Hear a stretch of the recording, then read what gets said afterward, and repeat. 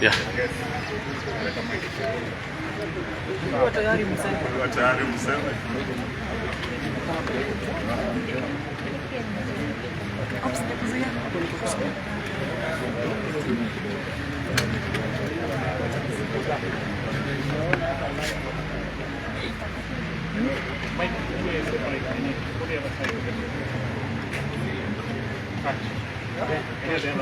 You ready?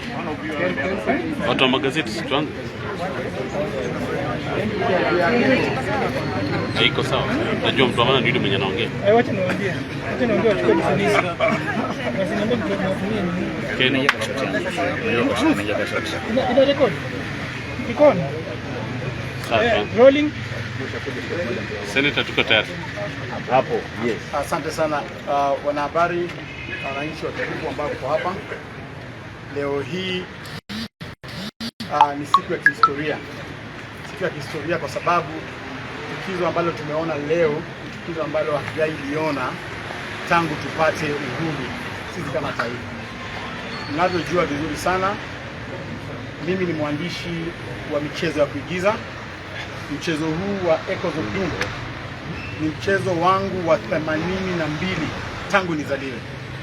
Unaandika michezo 82 na mchezo huu umeaktiwa na shule ya msingi ya Butere Girls. Umefuzu kutoka sub county, ilikuwa nambari 1, county ikawa nambari 1, na katika regionals wale adjudicators walipatia max 90.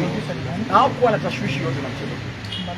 Lakini vile tulirudi shule, yule mkubwa wa shule aliniambia kwamba wale watoto wamesema kwamba imesemekana kwamba hawawezi enda kwenye nationals kwa sababu mchezo huo ni wa siasa na unaharibia viongozi fulani jina na hautaruhusiwa kuperform. Ngamuza, unatoa wapi masuala kama haya na ilhali ni haki ya wanafunzi kuperform? Akaniambia kwamba orders from the above. Bila nilifuatilia kupitia Regional Director of Education, akaniambia yeye amepata orders kutoka Statehouse kwamba mchezo huu usiperformiwe mahali popote. That is when nilichukua mawakili wangu wakili Ken Chesa na wakili Usiega Edgar kuenda kotini kuhakikisha kwamba wamehakikisha mchezo huu umefanyika. Koti ilipeana order na tumekuja nayo jana vile tumefika kule, wamekataza watoto kufanya rehearsal yoyote. Wamefungiwa kwa chumba kimoja na wakaambiwa wasitoke pale, chakula wanaletewa pale na wasijaribu hata kupitia mistari ya play hiyo. Mimi mwenyewe nikafungiwa nje, nikaambiwa siwezi ona watoto. Polisi karibu 50 walikuja wakanishika, wakanileta hapa kwenye Nakuru Central Police Station, lakini baada ya muda mchache wakanitoa tena na Subaru, wakaniweka kwenye buti ya Subaru, wakanipeleka kwa msituni. Tumetembea nao masaa 4 usiku kwenye buti ya Subaru, hawaniambii niko wapi, lakini zilikuwa eneo za Baringo, mahali penye hata hakuna barabara, hakuna mtu, hakuna lami, ni katikati ya kichaka. Wanakuacha kwenye buti, wanatoka kule nje, wanaanza kuongea kwa masimu. Ilikuwa jambo la kuhofia kabisa, lakini mwishowe wakanileta sasa pale Elda Maravini Police Station, kama karibu kuna kucha, wakanitupa pale bila maandishi yoyote. Leo asubuhi nimeuliza makosa yangu ni nini, hawajaniambia makosa yoyote, na nikaambiwa kwamba nimeachiliwa unconditional. Mimi ningependa kusema kwamba mtu ambaye ako nyuma ya matendo haya yote sio Regional Director of Education, sio drama officials, sababu drama officials walihakikisha kwamba play hii imeperformiwa kutoka sub county. And I want to thank the drama committee for ensuring that these girls have been given the right platform. Mtu ambaye ako na shida na huu mchezo ni William Samoei Ruto, and we must call him out, we must call out Mr. President, sababu huyu ni jamaa ambaye anaogopa kuambia ukweli. Na mchezo huu rais, ni mchezo ambao utakusaidia wewe rais kwa jamhuri. Ni mchezo ambao unakufundisha jinsi vile kufanya kazi. Ni mchezo ambao unakuambia yale matakwa ambayo wananchi wa Kenya wanataka. Mchezo huu unaangazia masuala ya vijana ambao wanaitwa almaarufu Gen Z, ambao wanataka nchi yao iwe na universal healthcare ambayo inafanya kazi, sio SHA ambayo wanafunzi wengi wanaenda kwenye hospitali wanapata SHA ifanyi kazi, wanakufa, wanarudishwa manyumbani zao kama ni maiti. Hawa wasichana wa Butere Girls wanakuambia wewe rais kwamba hiyo SHA ni lazima itafanya kazi, upende usipende. Jambo la pili, hawa wanafunzi wanatuelekeza kwamba wanaelekeza good governance free of corruption. Wanasema kwamba hawataki mambo ya ufisadi Kenya hii. Kama watu wako hawezi kuambia, basi wanafunzi wa Butere walikuwa wamekuja leo kukuambia they want a country that has got good governance and that is free from corruption. Jambo la tatu, hawa wanafunzi wanataka ile education system yao iwe education system ambayo inawasaidia. Tumeona tuko na shida mingi ya CBC, tuko na shida mingi ya university funding model. Mchezo huo unaangazia Gen Z ambao wanasema kwamba wangependa rais uangazie masuala ya masomo. So shida iko wapi bwana rais? Paka unapiga watoto na tear gas. Jana mlitumia live bullets kwa sababu wamefanya mchezo wa kuigiza. Na mchezo huu hawajataja jina lolote. Mchezo huu umewekwa katika setting, fictional setting kule Middle East ambayo inaitwa the Royal Velvet Emirates. Sasa wewe Ruto ulikuwa rais wa Royal Velvet Emirates siku gani? Hawa watoto hawaongei directly juu yako. Wametumia majazi, jina za majazi, symbolism, idioms, metaphors. Wanajienjoy tu wakicheza kwenye mchezo. Kama watoto wanakogopesha hivi. Sasa je, sisi tukikuandama 2027 si utaua kila mtu katika nchi hii? So I want to call the international community to step into this matter because the rights of the children have been infringed and it's only the international community that will salvage us. Mimi nashukuru sana waheshimiwa ambao wamesimama kidete, Mheshimiwa Eugene Wamalwa, Mheshimiwa Rigathi Gachagua, Mheshimiwa Eugene Wamalwa. Nashukuru sana hata chama cha ODM nimeona wametoa statement ambayo kukashifu mambo hii. Nimeona Raila Odinga ameongea, nchi yote inaongea, and we are here to ensure that the president must listen to us. Mimi ningependa kuomba mawakili wangu, tafadhali do whatever you can do to ensure that this play is performed. I am now instructing you to go back to court and get orders for those children to perform before an audience. The second order that I'm instructing you to go and get is those children waende wa perform katika National Theatre ambayo itakuwa filmed, and that performance will be used now as history so that the coming generations can be able to watch this play. What exactly transpired? Because within seconds you were... Yeah, nilitolewa katika gari yangu, walipasua kioo moja kwa gari yangu, wakatupa ndani pilipili ambayo ilikuwa pale ndani, so ikaanza kutuchoke. So ilibidi nitoke na wakanishika, wakanipeleka hapa Nakuru, na vile nilisema tukapelekwa katika msituni. Nikatolewa hapa Nakuru police station, nikapelekwa msituni usiku nzima. They didn't harass me. We have a very disciplined police force, by the way, because they didn't harass me. They had the option of beating me up in the wilderness, but they didn't do that. Nikisema kwamba polisi walinipiga, nitakuwa nadanganya. Au polisi walikuwa nafuata masharti ya mtu ambao walikuwa anaongea nao kwenye simu. Ningependa tu pia kuwasherekea kwa sababu walikuwa na option ya kunimaliza jana usiku. Umezungumza na kasti yako kwa sababu baada ya kurushiwa tear gas kuna baadhi ambao walitoka na haijulikani walipoenda. Sasa hivi wako vipi na hali yao iko vipi? Sijazungumza nao kwa sababu hawaruhusu wale wasichana wa interact na mtu yeyote. Sasa hivi nimeambiwa kwamba wamewekwa kwenye basi, wengine wanapelekwa kule Butere Girls. Sasa sijaweza kuwafikia. Kulikuwa na habari kwamba 15 walikuwa nakosa kufika. So wale 15 ningependa kuripoti kwamba wazazi watulie, kwamba hao watoto walijipata walijipeleka kule kwenye camp yao na wamefika kule. I have a very competent cast, ile cast ambayo inajua kutumia akili, and I want to take this opportunity to celebrate the heroines of Butere Girls today.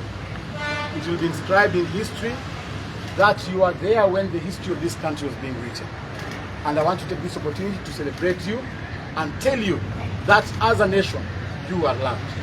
Asante sana. Labda hili la leo linamaanisha nini kwa drama festival?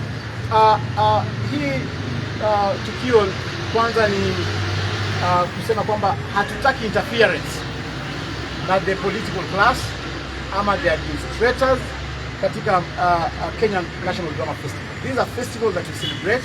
These are festivals that has nurtured some of us. Ningependa kuomba vijana wote ambao wamegadhabishwa, all directors, all teachers ambao wamegadhabishwa na neno hili, watulie kwamba we are going to follow the right procedure for Butere Girls to perform.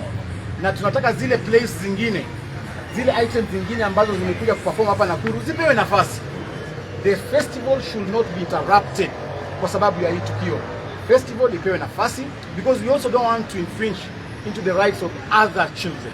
Waruhusu items zote za festival ziperformiwe and no item should be censored. Ikiwezekana hata waniite leo usiku niangalie zile items hazija perform, naweza weka kitu moja ama mbili ambaye inaweza saidia katika dissemination of information. I still have more items. Personally, I had 7 plays that I had scripted in this festival. 5 of them managed to come to the nationals. I want to announce here that you'll be seeing some of my plays being performed on that stage, and I will personally ensure that they disseminate the right information. Do you mind telling us about the names of the plays and the schools so that... No, I can't, because they will be victimized. From your own assessment, how would you have performed with your girls? Of course, we are up to the task. I have told you I have the best cast. I have never trained such a cast since I started this profession. I have the best cast, and I want to believe that if given opportunity, Butere Girls is going to shock everyone, including William Samoei Ruto. There are people who are saying that you're using the juniors for a political squad. What's your say about that? Go read the set books those students are doing right now. Samaritan, Fathers of the Nation, all of them are political. Parliament of all of them are political plays. And therefore, these children, the thought of you thinking that they are children, that's where you go wrong. These are people who are informed. These young children are people who are seeing what is going on in their country, and they have a right to speak. Go read the Children's Act, go read the Education Act. They have a right to speak, and they have a right to be trained by anyone. And do not look at me from the lenses of a politician. Before I became a politician, I was an actor, then a director, then a politician. So look at me as a director and not a politician. And this will not stop me from doing what I like. I'll continue writing plays, and I even go now so that we do plays in public places like National Theatre, Alliance, and any other places using now adults. So I'll disapprove you, and I'm up to the task. Those children were traumatized after what happened today, after the tear gas. Is there going to be a follow-up for counseling and therapy?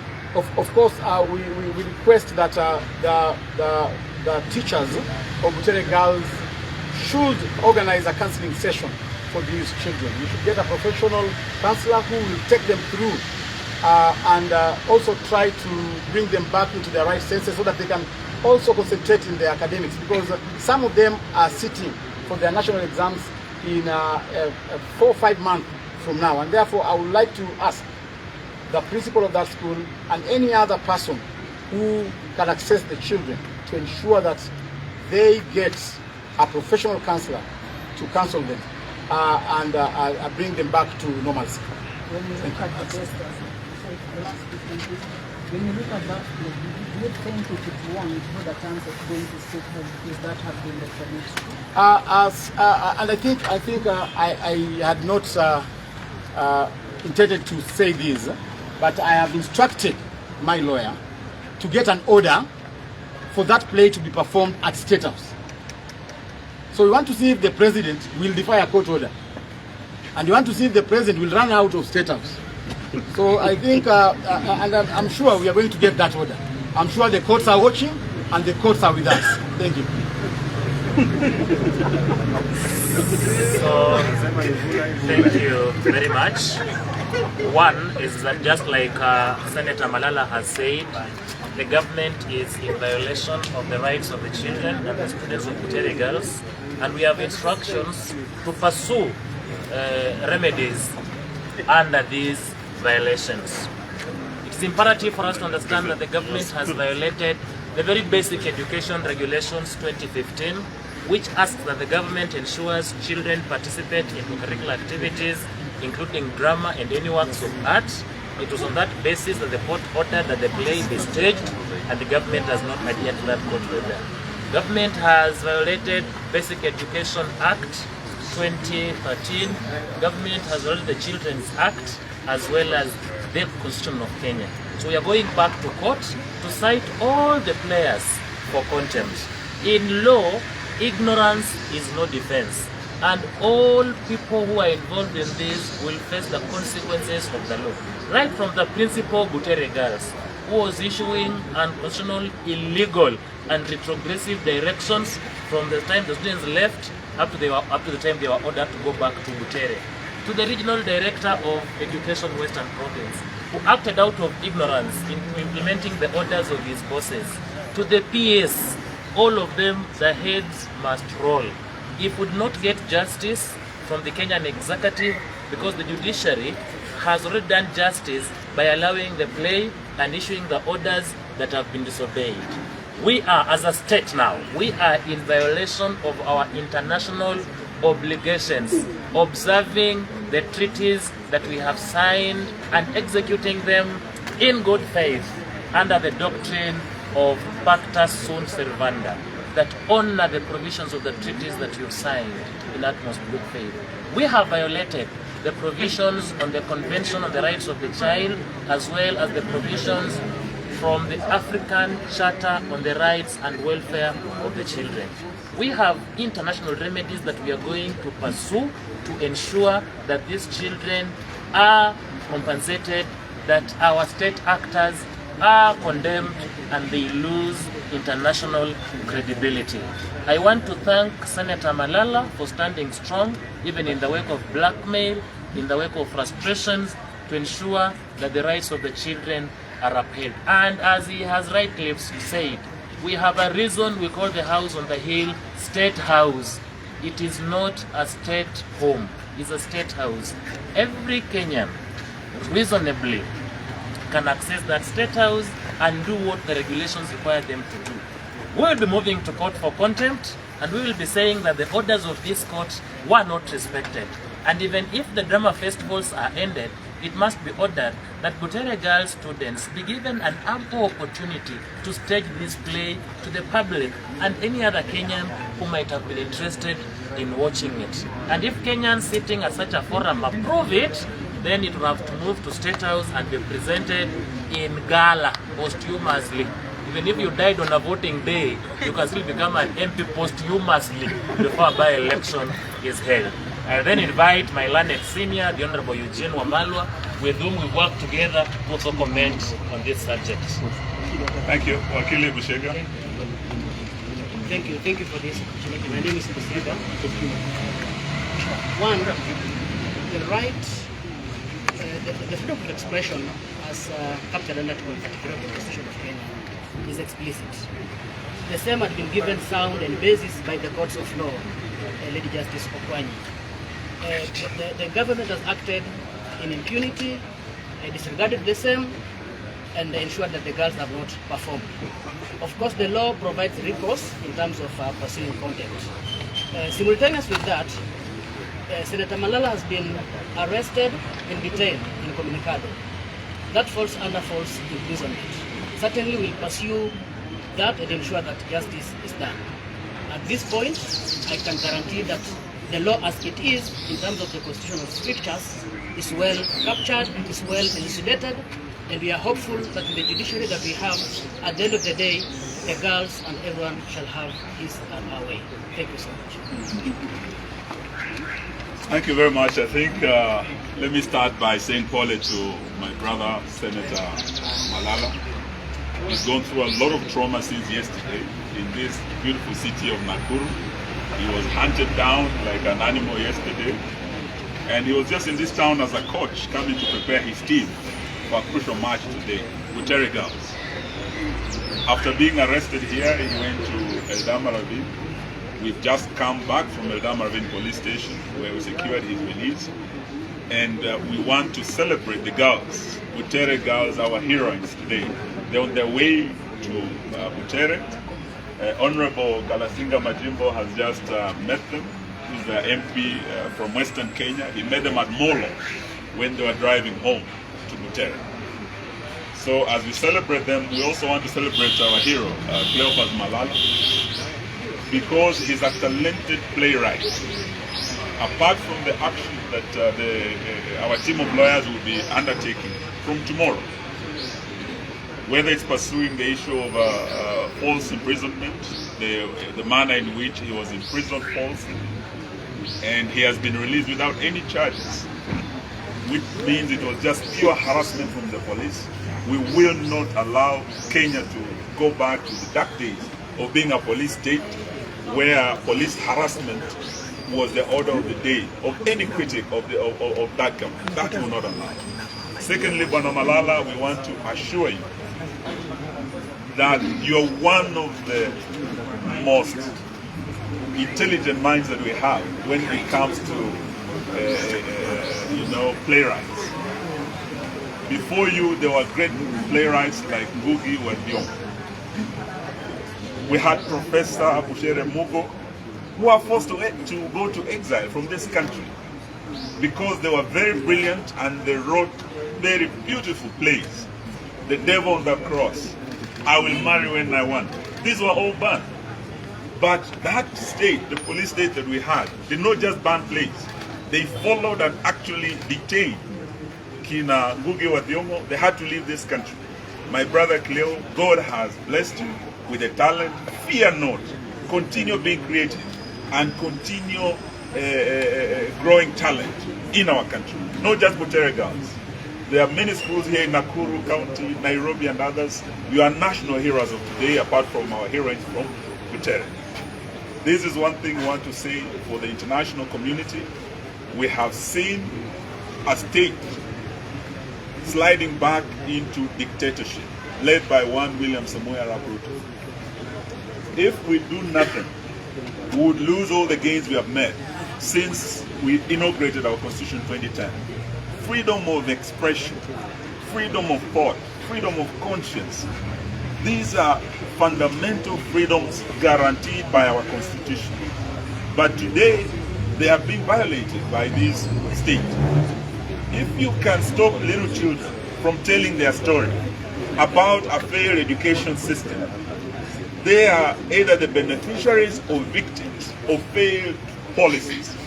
If they're saying SHA is not working, it's not just SHA. We had the EduCare, where we had healthcare for our children in schools. This was removed. So if they're feeling the pain, they're the wearers of the shoe, and they want to tell them through their talent, why stop it? What kind of a government fears its own children? What kind of a government that fears its own citizens? This is a government that is even afraid of its own shadow. It's not worth being called a government. But we are going to go to court to ensure that their rights are protected. Not just courts, we would like this matter taken to Parliament. And I'm very pleased that the Honorable Kalasinga Majimbo MP Kabuchai is here with us. And he has said he's going to take this matter to the floor of the House. So from Nakuru City, what has happened here will not end here. It will be taken to our courts. It will be taken to international courts. It will be taken to our Parliament. And it's a matter that will not rest here. May I invite the Honorable Kalasinga Majimbo to come and say a few words. Thank you very much, Waziri.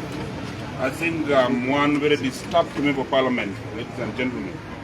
Yesterday night when I was watching news, I think in particular I was watching Citizen News, I was touched by the brutality the police were handling the journalists, particularly a lady who was carrying live news, live Citizen. The girl was tear gassed 3 times. But I want to say that's a very brave lady. She stood firm. Yes, the Marianne, she stood firm. She was tear gassed, she was beaten, but you could still hear the voice. The pictures disappeared on the screen, but the voice was still heard for this nation. I think where we have reached the freedom to be gained, we must regain it again. And we must go back to the floor of the House, as I've just said. We are going to raise this matter. I'm going to request for a statement from the minister to explain. actually, where were these distractors when these girls were performing on the sub-county level? Where were they when they were performing on the county level? Where were they on the regional? Now they are on the national. When did they know that this is a wrong play? That is the question. One the minister to explain to us, if somebody was sleeping on duty, then who first slept on duty? But when the girls come to tell you that, please look here, the Linda Mama is gone. Our mothers can never deliver like they were delivering before, free of charge. And then a husband being given a child, these are bundles of joy. Now it's not there. If the new funding in more, the students are suffering. I raised a question on the floor of the House the other day, which I was asking, why do we place students, we call it COOPs, it places students in private universities and state universities. Those in private universities don't benefit from the fund of the government. And you see, you get the same grade.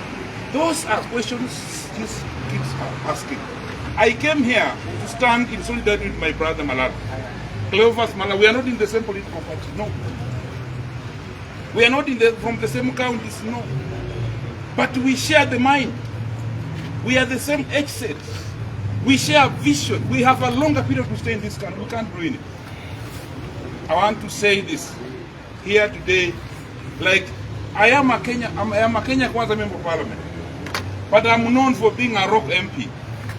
I voted no on the first finance bill, you know. I voted no on the second finance bill, you know.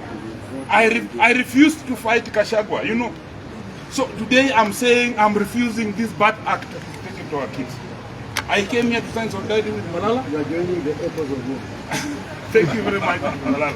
I am saying that please, we need a Kenya for all of us. Yes. What the only thing I will ask is, I would soberly, kindly request the First Lady, who is in Statehouse now, to inform the state that she wants these Butere girls, the alumni of this school, to perform where she didn't Statehouse. Let her sit and watch the girls of her former school perform. I think she's proud of her, if indeed the First Lady, with the respect we give you, if you still have that respect, kindly see this matter now, step in it, let your girls who school the same school come and do in Statehouse.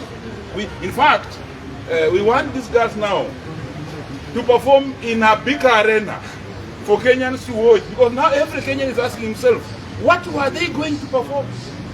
Now that they have blocked, they have made every part in Kenya know that surely these girls at a point, we want to listen to them.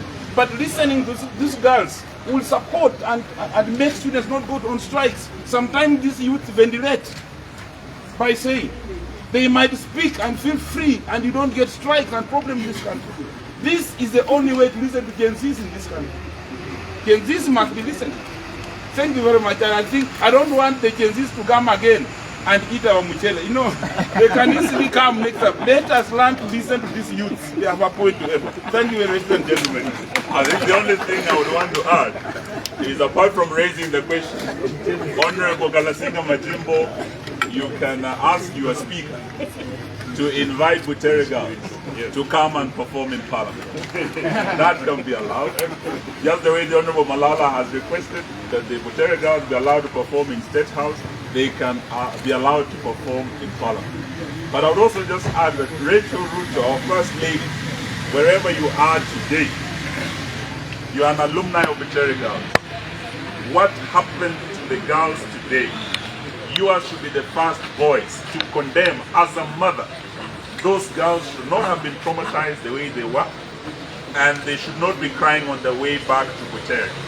Would like to see you not just apologizing on behalf of your husband and his government, but also ensuring that Butere girls comes to perform at Statehouse. Let it not be, don't be like Maria Antoinette, who was saying when she had noises outside the gate, that if there is no bread, why can't they eat cake? It's because the king and the queen are out of touch with reality. You and your husband might be out of touch with reality. Let Butere girls come and tell you, SHA is not working. And listen to them why they are saying it. The university funding model is not working. Let them come and tell you, don't be afraid of our children. Asanteni sana. I want to, Kanja, just a minute. I want to inform head of the security in this country. But when I've been coming from Kabuchai to Nakuru right now, I have met Butere girls in a bus being escorted with 4 Land Rovers as if they are prisoners. Those girls are free. They are supposed to stay where they want to stay. I've met them at the junction of Edama Ravine. The bus is going back to Western with 4 Land Rovers full of policemen with all guns pointing at the bus. Are they our Al-Shabaabs? Those are our girls. They are students from my constituency. I take pride in them. We must find the truth what is going on here. Thank you.